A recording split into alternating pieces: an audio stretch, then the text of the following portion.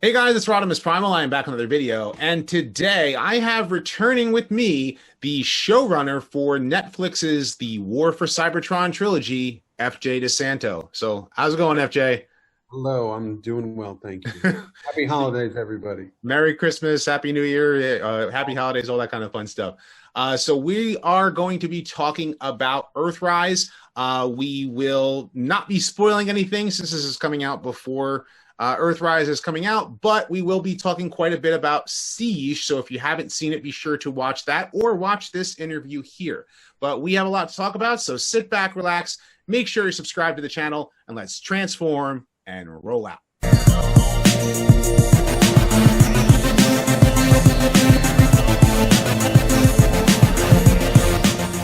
Consider supporting the channel on Patreon, becoming a channel member, or purchasing some merch on my Teespring store today. So FJ, I'm glad to have you back on the show.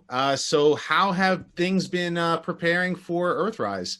It's been great. We've been very lucky that, with Siege did really well. A lot of people watched it and people are excited about it. So they want to see where the story's going. And I think Netflix has done a great job with the trailers and the posters and all that stuff. So, I mean, I'm knee deep now in Kingdom. So it's fun to sort of now have something, new to talk about with Earthrise because, a lot of cool stuff happens in that. But, we haven't spoken since Siege came out. So there's a lot to catch up on, which I'm excited about.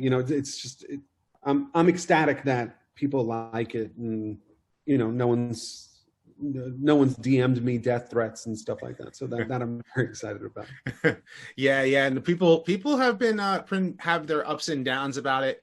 They really, a lot of people have taken to Siege and enjoyed it, and some other people they've given their criticisms of it, and we'll get into that. But while you're prepping for Earthrise, have you been hands-on with the promotional material, trying to make sure that certain information is not leaked out?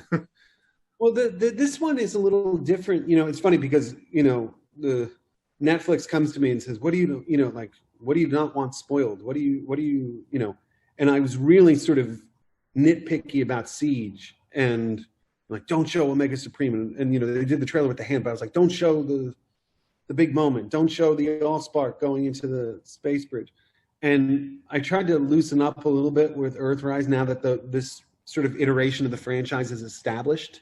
So, sit there and it's basically now like, all right, whatever you do, you show anything you want, just don't show anything from the last episode of Earthrise. So you want to throw Galvatron in the trailer, you want to throw Nemesis in the trailer, you want to throw everybody in the trailer, like that's fine. I don't, and Netflix's marketing team is pretty good. Like they especially I think now that they know the sort of viewing habits of Siege, like who watched it, how they watched it, all that stuff, they can cater and tailor the marketing accordingly. Like the posters are really cool, really colorful, and the trailer is really action packed. But I think what they did a great job with the trailer is there's a lot in the trailer, but they don't really give a lot away. So there's like a bunch of key characters they haven't shown yet and all that stuff. So especially for the diehard fans, there's a lot to look forward to.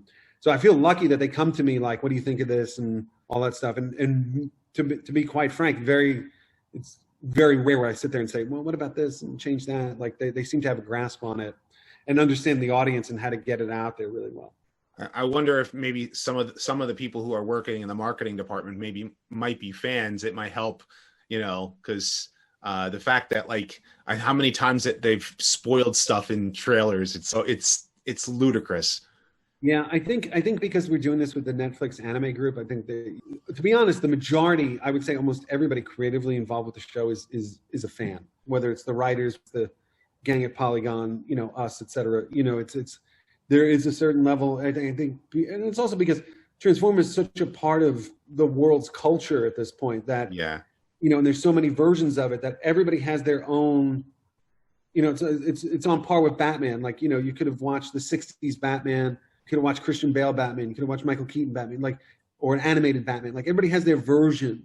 So I think that there's an affinity in some way by the majority of, especially, like me being from the generation of G1 and remembering a world without Transformers briefly. But now it's been around for decades. And so everybody has their own version of attachment to it. Like my producer, Matt Murray, younger than I am, his first entry was Beast Wars, and and me, it was G1 and seeing that for the first time, and then getting into what you and I were talking about offline, Headmasters and Victory, all that stuff, the Japanese stuff in particular, even Beast Wars Neo, I'd watch stuff like that because I just loved anime.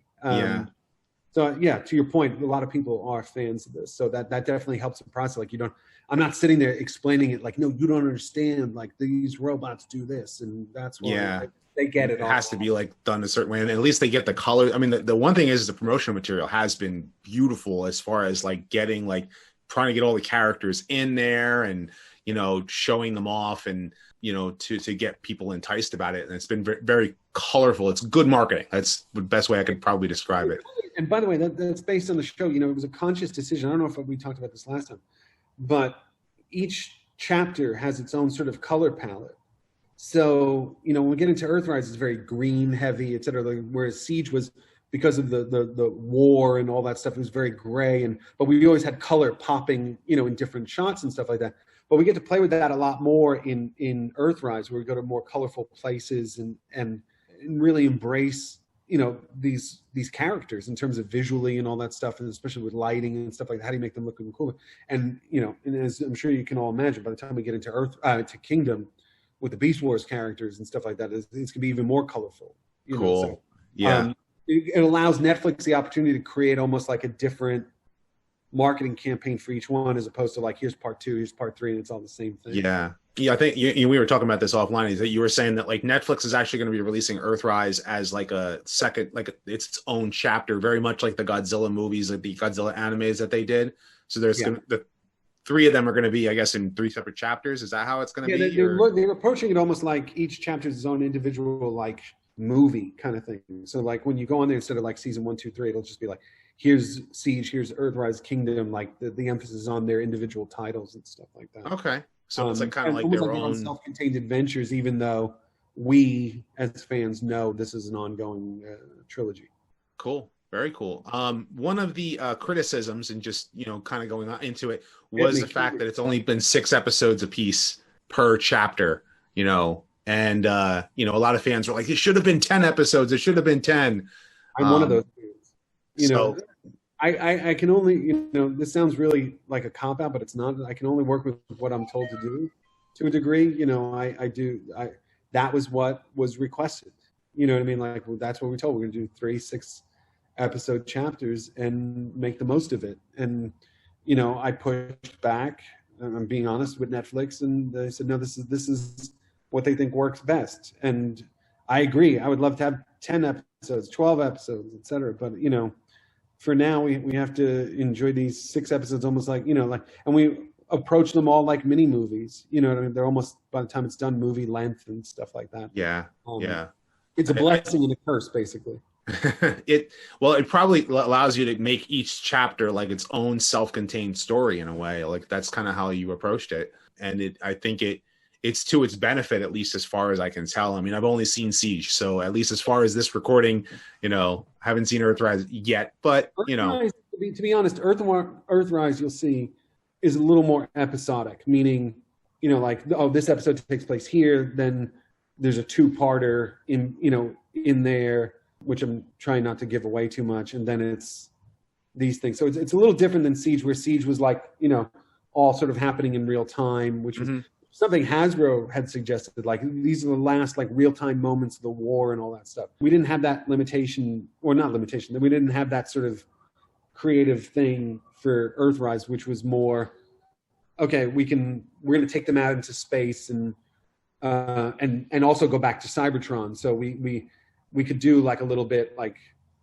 okay, we're going to spend a lot of time on Cybertron here, and then we'll do 2 episodes out in space, and then we'll go back to Cybertron.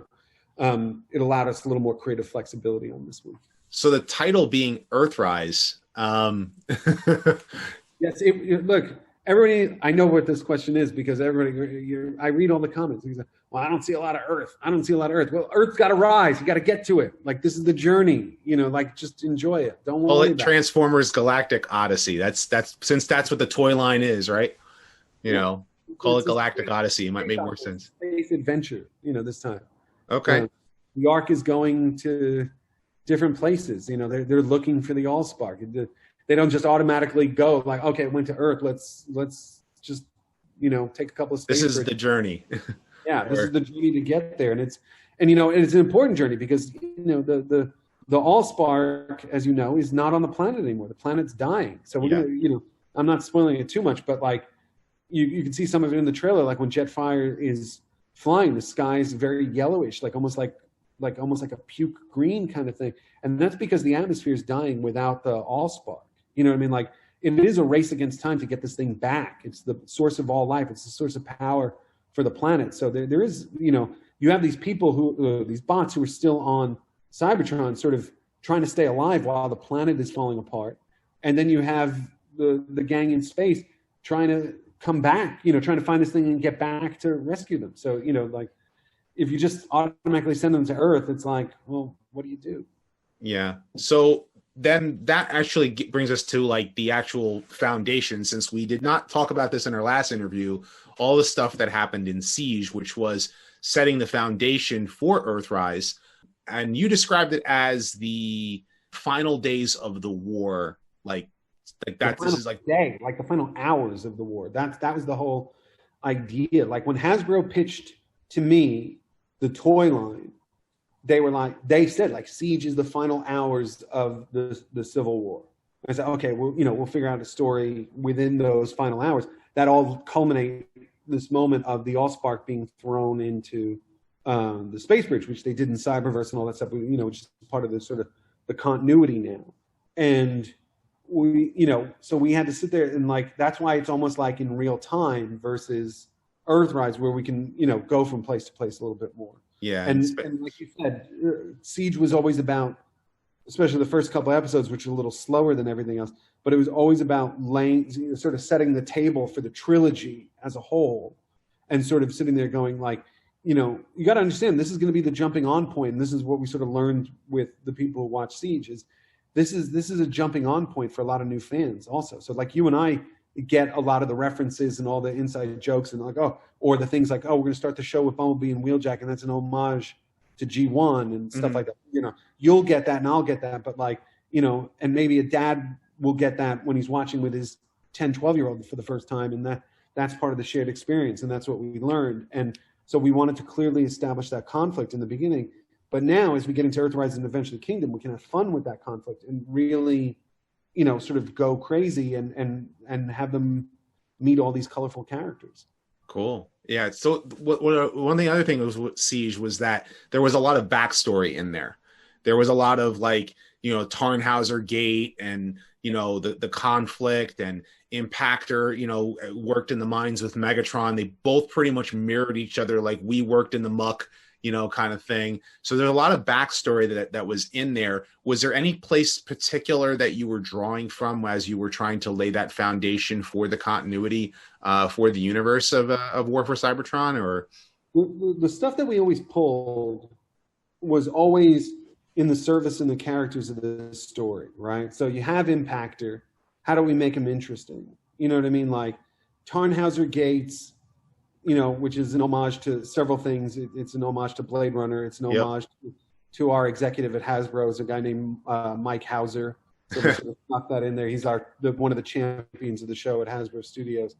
But the idea was like a pivotal moment that would eventually lead to this sort of final moment between Ultra Magnus and Megatron. And so to be quite honest, everything we've always done with this was always sort of drawn from G1 and then subsequently Beast Wars when we get into Kingdom. But when you're dealing with writers like Brandon and Tim and George and all these guys who all have sort of this knowledge, these things sort of creep in. You know what I mean? Like, and it's about the best way I could explain it is very similar to how they did Batman Begins. And I say this as my first job in the business was working for the executive producers of the Batman movie. So I was there when they were developing that movie.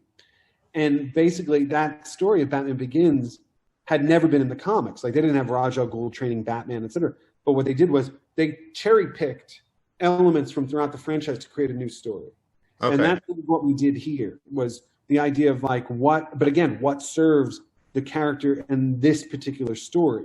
Okay. And again, being respectful of what came before. But like, so for example, to be quite honest, you know, I'll read somebody will be like, well, they obviously looked at the IDW books of this. We never looked at the IDW books. You know what I mean? Like, it might be ingrained in it.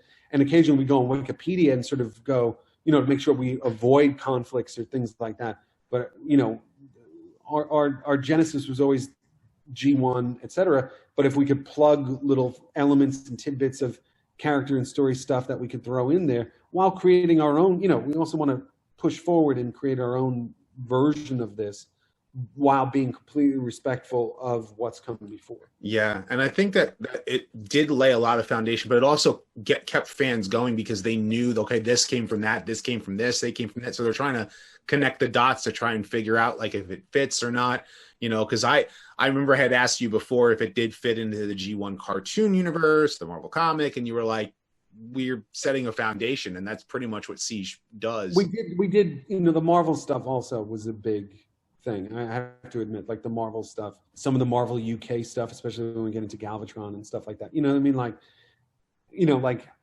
but again, we do tons of research, and you also have Hasbro. Like Hasbro would sit there and be like, well, you know, because of this, and you know, you'd have guys like Warden and Ben Montano sort of sitting there with their knowledge also. You know, there are plenty of times, and you'll see this in Earthrise, where we go to them and, you know, say to Hasbro, like, hey, is there a character like this we could use that could do this, that serves the story? And, you know, that's what led to creation of sound, you know, the use of Sound Blaster in Siege, which was, we needed somebody who was going to be the leader of the mercenaries. And, you know, John Warden sort of knew I was always obsessed with the old Japanese stuff and the Takara Tomy stuff. And he was, you know, and I had the Masterpiece book, you know, the Japanese Masterpiece book that I listened. And he goes, oh, you know, look at, you know, in there, and there was Sound Blaster. And I was like, you know, other than in the later Japanese cartoons, there wasn't much to him, you know, other than he was just a resurrected Soundwave, right? So it's like, all right, why don't we make him mean something? But he's like a crazy clone of, which is funny because, and you and I have talked about this, is that the Dreamwave comics did something similar where they actually cloned Ultra Magnus into Delta Magnus. They had, you know, Soundwave as Sound Blaster as a clone, and then Sunstorm was a crazy, insane, nuclear-powered, you know, clone of Starscream. And that was a Dreamwave idea, which was probably following along like the same lines, like, hey, let's do something where they're the clone of that. What I'm talking about, like, you can do something new, but respect and take, you know, what they did before. It's like, you know, I'm sure I mentioned this before somewhere, is, you know, when we had Flint Dilley come in to look at Siege, like right when we finished it, and, you know, he loved it, and he's been a big supporter of the show, and I love the guy. He's really a great guy. But he sat there and said, we never thought of these things. Like, we didn't think of continuity then. You know, we just wanted to tell a story and all that stuff. And you guys all, you know, like the generations after it sort of then, you know, held it so dear. And it's you know, we do. Like our mythology, you know what I mean? It's our modern mythology of, you know, you'll know the Dreamwave continuity. I didn't know the Dreamwave continuity, right? But also, like, I'm sitting there, I have to have a certain sandbox to play in when I'm doing these shows, where if I sit there and go, I got to go read everything, then it's like your brain is mush. You don't know what's what. You have to, you know, and again, my job is to service the franchise in 2020 in this trilogy and this iteration, and try and tell the best story we can. And that's tricky. And also, by the way, align with what Hasbro's doing, because we want to be respectful of the toys, and they're always super supportive, and they're really easy to work with. This is what I was telling you before, like, you know, like the map with the Earthrise toys, you know, we collaborated on that. They said, we're going to do a map. And we, you know, we picked out some places from the scripts, and we sort of feel, well, in episode 1, this happens here, episode 3 here, and they can go here, and the dead universe is over here, and all this stuff. You know, like, those are little tiny things. Like when you see the map show up in Earthrise, this isn't really a spoiler, on the Arc Bridge, where they're like, okay, we're in space, what do we do? That is accurate to that map in the packaging. Cool. You know what I mean? Because that, and I'm trying to think back to when I was a kid. You know what I mean? Like, that would be the coolest thing when I was a little kid. Yeah, to have that map like fully work out. Yeah. So again, as much as we try to do new things, we try to respect the history and also respect the fan. You know what I mean? Like, who, you know, people are investing a lot of money into these toys. You know what I mean? Like I don't want them to watch the show and just feel ripped off. Like, oh, that's not the toy, or that's not this. And you know, and again, I pay attention to comics. I know people are going to give me crap because, you know, it's so toy accurate. Now you see the thing in the back and the kibble and all this stuff. It's like, you know, in a certain degree, it's like, dude, it's science fiction, you know, and it's fun, and let's just enjoy it, you know, that the character's in it. And, you know, because then if you change it and you do a different design, it's like, well, it's not the toy. Like, it's like a damned if you change. Well, I mean, you take a look at a character like this guy right here, and he has a face in the cartoon, so you know, and it's different than what. We've come a long way from G1. You know what I mean, in terms of animation and toy production, all that stuff. You know, it's like, what a time to be alive when this stuff is happening. Well, not to mention they are developing the toys to be more accurate to the models that you're using. So whereas back then it was from a completely different toy line that ended up being the Transformers and then being altered so it could be used in animation. So it's like something completely different. It's a whole new world. It's a whole new world. I didn't, you know, I was naive in thinking, like, when I'm going to go out and, you know, do press for this show, I'm going to be like, hey guys, it's toy accurate, and thinking, like, never thinking people would be like, yeah, but the kibble on the back of Chromia, and, you know, like, you know, that was just me being naive fanboy thinking, like, people are going to love that. It's, you know, loyal to the toys and all that shit. And, you know, there's a point where, you know, where fans and accurate, you know, nuts fan, like the super fan and the fan that's casual can meet, and that's pretty much where, you know, you try to meet it with the animation, because obviously the animation does things that the toys sometimes can't do. So, you know, and that just comes down to the articulation, but that's just a whole nother. That's a whole other conversation. And by the way, then there's a certain bit of suspension of disbelief that, you know, I know about the wastes of the characters and all this stuff. Like, I pay attention, but on the flip side, then they're going to move like this or something like that because that's what the models are, because they're toy models. And then that looks even more ridiculous. You know what I mean? Like, so right. I'm constantly in certain characters looked good, certain characters didn't. So just, you know. And by the way, and again, everything with this show goes like this. Like, I think the animation improves, everything, and we're already starting at a high bar with Polygon. And I think, you know, Siege is everybody finding their footing in every capacity, you know, the show. I think we found it pretty quick.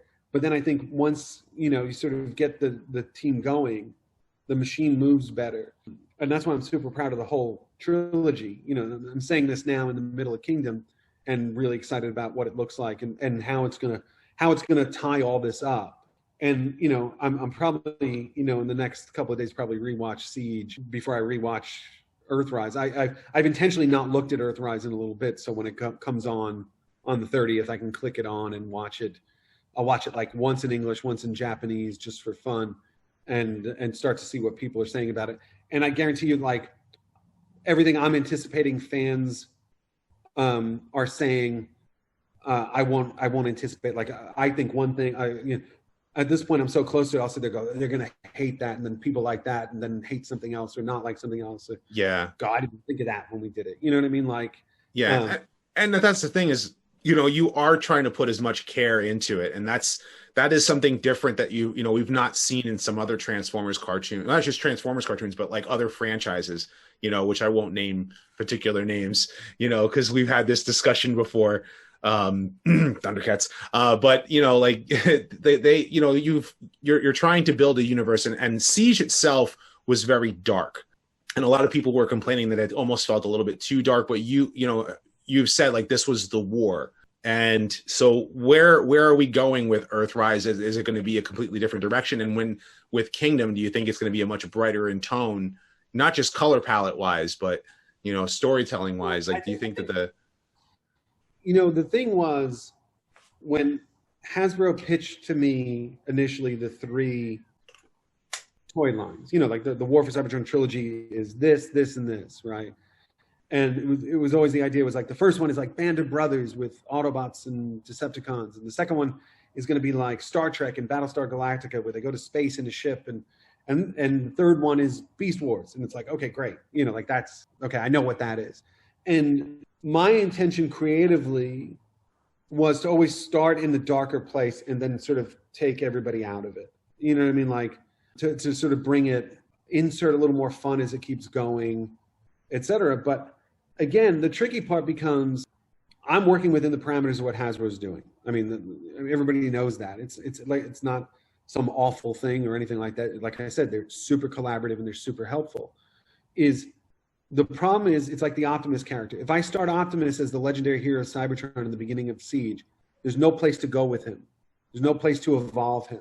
So that's why he's desperate. He makes mistakes because he's in a bad spot. And everybody can remember, Siege is just a couple hours. It's just a bad day for him, right? So when we get into Earthrise and he's in command of the Ark and he's ordering, okay, let's do this, let's do that. Like, and he still has doubts and stuff like that because you got to make him a three-dimensional character. But it's like, you know, now he's got to deal with the ramifications of throwing the Allspark into Space Bridge, and he's got to find it. He's got a mission. Mm-hmm. But to your point, like I said, it gets a little more colorful as it keeps going. There's a lot more levity and humor in this one. Like you sort of see it in the beginning in the trailer where, you know, Decius, I gave that away. The Quintesson is named Decius. Decius says, you know, bring me the ugly one. And he goes, oh, come on. Like that's a running gag throughout the whole thing, especially with Bug Bite and stuff like that. That's your little spoiler and all that. And so we can have a little more fun with these characters because now they're established. The conflict's established, the sides are established, and the mission is established. And we're going to learn with these characters because we're going to these new places. But then we're also, you know, we're not done with what was going on in Cybertron. And that was a big revelation. You know, I know you just did an interview with Lindsay, who plays Alita, is the big revelation of Siege was how cool Alita was. So when we sort of originally broke down the 3 seasons, you know, we didn't sort of know what to do with Alita in the second thing, especially that we knew she was staying on Cybertron. But then we realized we had a really rich opportunity to sort of go back to those characters and her little gang and her little group and stuff. That's why, you know, sort of when you see the end of Siege and they're all on the bridge and the sun is coming up and all that, you know, like we're going to get back into those characters, her and Jetfire. And she was enjoyable. She was one of the highlights. Yeah, and Lindsay, wait till you see her in this one, is Alita is a crucial character, and we're going to see her interact with so many, you know, like not just amongst the Autobots, but, you know, you see in the trailer, Shockwave, you see she's going to have interactions with Megatron and stuff like that. Like, we're going to see a very different kind of leader for the Autobots, and I think that's going to be a lot of fun. And we expanded that role when we started to put Siege together because Lindsay was so good, the character was interesting, and I think because she's genuinely, Alita, an underserved character in the franchise. Like not as much as like a Starscream or Optimus or Megatron. There's a lot of rich terrain to sort of play with her. You know what I mean? Like to sort of dig into that character. So it was expanded thanks to Lindsay, and also that the writers, you know, especially the writers on the second season, Gavin Hicknight and Tim Sheridan, you know, understood that, hey, we can have a lot of fun with this, and we expanded that story on Cybertron. So I think people have a lot to look forward to on that. Cool. As well as just the stuff in space. Nice. And then when we get to Kingdom, you got the Beast Wars characters, and you're on Earth. Yeah. I'm not telling anything anybody hasn't figured out already, but the colors of those characters, and there's so much. Planet, it's very rich, it's very textured, and I think actually it's Polygon's best design work. And animation and lighting, because we're doing all this really cool, because now we're not, you know, I don't want to spoil too much Kingdom, but I think what they've done is a beautiful, Polygon in particular has brought a lot of respect to the Beast Wars characters and the legacy of that in a visual context. And I think some of the actors are tremendous for it. Cool. I look forward to it. I definitely look forward to it. In fact, I mean, one of the coolest moments in Siege, and we're just, you know, going back to some of the cool stuff in Siege was. I know I keep jumping ahead. Sorry. I know. Well, that's because you said you're still developing, you know, still working on Kingdom while Earthrise is just about to come out. So, but Omega Supreme, when he came out, like that was just so cool. You know, I've already shown you, like I have a 3D printed, you know, sword on my Jetfire. You know, which is, you know, something that was like an added cool touch. One of the story elements that people were kind of like trying to understand a little bit had to do with, you know, with Ultra Magnus, you know, the fact that you decided to, you know, ultimately kill him. And obviously the dissension of Megatron, which Megatron's dissension was probably one of the cool elements that you added to it, so that he kind of goes from being like, he's bad, but like he's more like, I guess you could say like Lenin, and then he turns into more Stalin, I guess you could say, like he's a murderous psychopath. And so like there was that descent, and that was a really cool, thing to kind of watch as that happened. But then on top of that, the decision to kill off Alpha Trion or have him dead from the jump, was that a conscious decision, or was that something that that they wanted? With the whole trilogy, and I'm allowed to do the whole making of thing, I'll explain a lot of this. But the Alpha Trion thing was, whatever Hasbro's current continuity is, especially when you compare it to Cyberverse, which we were very aligned with, because again, we go into similar story moments like the Allspark and Bumblebee and all this stuff. We were told canon-wise, Alpha Trion was dead at this particular point. So what we tried to do, and you're going to get some more of this information, this backstory in Earthrise, is the idea of it's a war. The war that we see in Siege is the war of the former students of Alpha Trion. Okay. And so the idea was like Magnus, Prime, Megatron, Alita, and again, we don't really touch on that too much, were the students of Alpha Trion, like the generation after Alpha Trion that he sort of brought up. Okay. And we all know Megatron killed Alpha Trion. Right. To me, is the spark of the war. Like that, to me, that triggers the war, or it's a crucial moment of where it's the point of no return.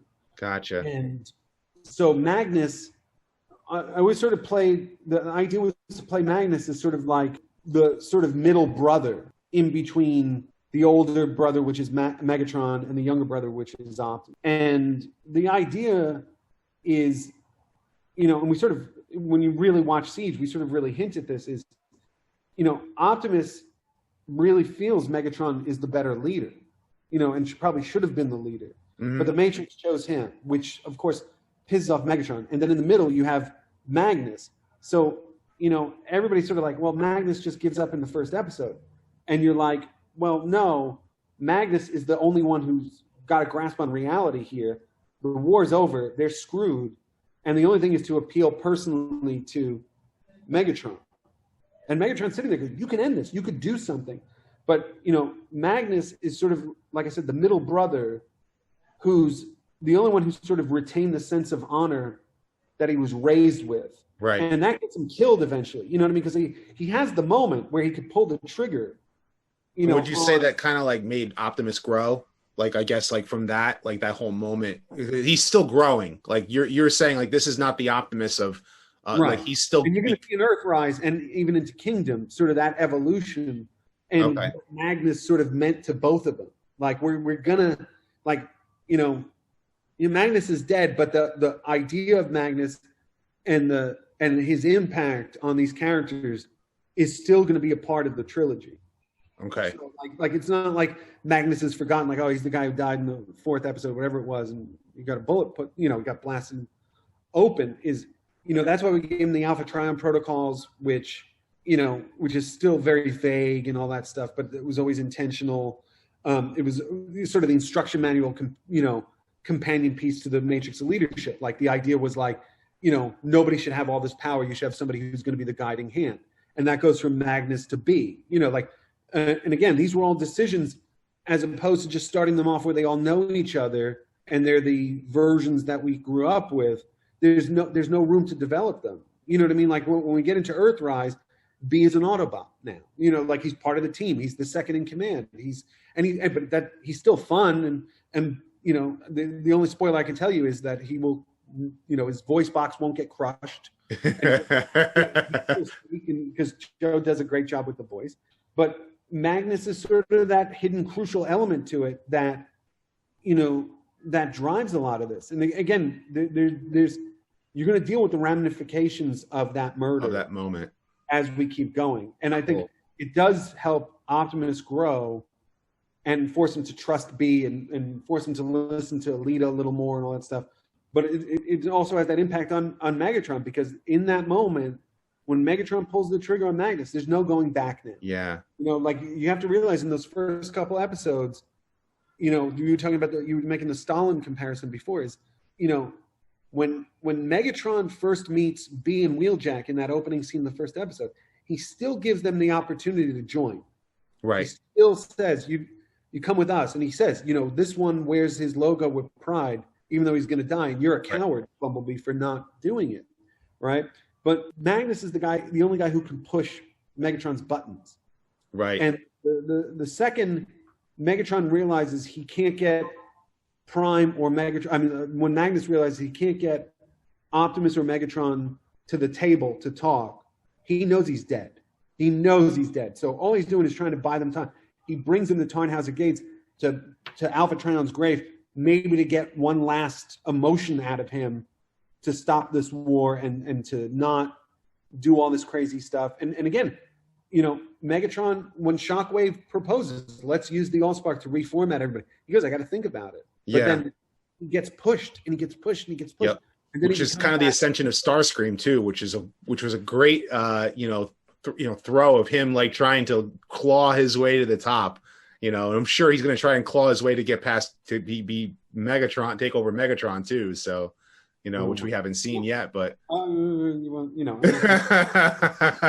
Starscream has a journey in the trilogy that I'm really proud of. And when we came up with the series and we were developing it, the two actors we knew we were going to always have, and you and I have talked about this, was Jason Marnocha as Megatron and Frank Todaro as Starscream. And knowing what they were capable of, we were able to develop these characters and push them. And like I said, this will make a lot more sense by the time the trilogy's over, and sort of really bring some three-dimensional stuff to those classic characters that I feel we're all going to be really proud of by the time it's over. And we've brought something classic and new to them without remotely deviating from who they are. Like, it's not like Starscream goes, I'm now an Autobot and all that, I'm a good guy. Good God, thank you. I'm not going to do anything crazy like that. But the point being is, like, I'm being honest with you, it's easier with the bad guys than it is the good guys, because the bad guys always have stuff and all that. There are some Autobots that I kind of felt that, like, and this is me being honest with you, is like some Autobots I felt were not handled properly, I can say. Like Hound and Ironhide, I think I might have expressed this to you before, was that it almost feel like they literally swapped their personalities. And I wonder if that was a decision that was intentional. I mean, it's based on, we do have these conversations with Hasbro, like, what are the current iterations of these characters? Who are they? Who are their personalities? Something like that. And we try to adhere to that, and again, this is one of those things where 6 episodes versus 10 episodes, it's like, if I had more time, I could sit there and really give those characters more, right? Because we do think a lot about them. Like, I guarantee you there's probably reams of memos and stuff like that get into the backstory of these characters in this world that never appear on screen, but we need them internally in order to present them throughout the show. So I can't sit there and push back and say, well, no, it was this version of this and this version of that. It's just we went with what we felt they would be, for better or for worse. It's tougher with the minor characters because it's not tougher. I don't want to make excuses for it. I can't sit there and right. This is what you felt watching it. You know what I mean? Like, I can't change that. I know. Like a minor character like Moonracer, I know I'm bringing her up, but she was, a repaint, and the Allspark was right there to revive her. But the Allspark's weird. Like what does the Allspark really do, right? And that was one of the, and again, Earthrise covers some of this stuff too, but like the Allspark is something we've had to sort of retroactively fit into this, right? Like, not retroactively, like we always knew it was going to be in it from the start. It's the MacGuffin of the whole series. Like, the whole thing is about the Allspark, right? It's been fun sort of trying to explore what it can and can't do. Okay. As an entity, So what to your point about the Moonracer thing, which sounds really awful, but we wanted the Sparkless, which are those zombies, to kill somebody in that moment to show that they were dangerous. Mm-hmm. And I'm sorry to whoever, Moonracer's their favorite character, and I'm sorry if I've insulted you, but, Gavin, sort of our writer, came up with Moonracer's going to go on that mission. And it just happens that way. It sounds really, I talk too much about it. I'm too open about it. But then the problem is, if you have the Allspark reviving people the second you get it, why can't you just do that with everybody? oh, here's Magnus, here's everybody. Like, then the deaths don't mean anything. It's like bringing characters back from the dead is tough. I mean, you can only do it. Look how well they did it with Boba Fett in Mandalorian. You know what I mean? Like they did such a good job with, like, it never sort of explained how he comes back, but he's just cool, right? So I didn't want to use the Allspark. You got to keep the Allspark a mystery. You know, like, it powers the planet, and it's a source of power. Like, that was sort of all we were given, right? Okay. And the sort of nerdy thing is, we got the same model that they use in Cyberverse. So that's the same D20. Yeah.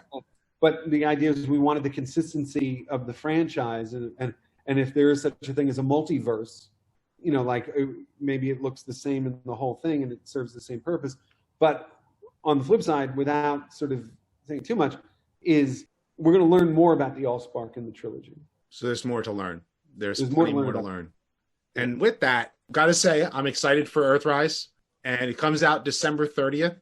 I'm still cautiously optimistic, and you know, I'm always that way. As excited as I could be about it, I'm still cautiously optimistic. I think a lot of people probably are too. Is that they've seen the ups and the downs with Siege, but from what I can see, Earthrise is going to be better than Siege in a lot of ways. But I'm hoping that fans can embrace it. But any final thoughts you want to say about? No. You know, for me, it's look, they're all each chapter is like a baby. You can't sort of pick a favorite. And you know, to be quite honest, when you take a step back, I look at it as just one giant story. So to me, it's, you know, it's very easy for me to defend Siege and talk about Siege, because to me, I know where the other two acts go. And right now, people are going to find out where the second chapter goes. And third chapter is, I'll be very curious about people's opinion when you've now seen all three. You know, did it build to this? Did it do that? Etc. I can't tell people what their opinions should be, and of course not. And I'm also in that position where I can't make everybody happy, but all I can do is try and make with an enormous crew, try and make the best possible show for the widest possible audience. Right. You know, that's the one thing is we've learned is, this is going to be the jumping on point for a lot of new fans. Yeah. You know, and what I'm hoping is that then those new fans see this and like it and go watch G1 and the 86 movie and Robots in Disguise and all the shows in between. I'm really getting that's what I hope after they watch Kingdom, they sit there and go, we got to watch Beast Wars. We got to watch all this stuff. You know. Yeah, like I said, I think people are getting onto this point, and I'm actually glad too, because there's a lot to this that has been on the positive side, which has been the reaction that you said, that Netflix has seen the reaction to it, and I'm hoping that it kind of gives that same reaction to Earthrise. So, but I think it's a positive note we can end on here, because it's, you know, I'm excited for it. So definitely check out Earthrise if you haven't already. It'll be airing December 30th. At the time of this recording is very, very, very, very soon. So with that, I hope you guys enjoyed this interview. FJ, it was an absolute pleasure having you on. Thank you. So leave your thoughts in the comment section below. Be sure to thumbs up this video and subscribe. Check out my other videos as well. And as always, guys, until next time, till all are one.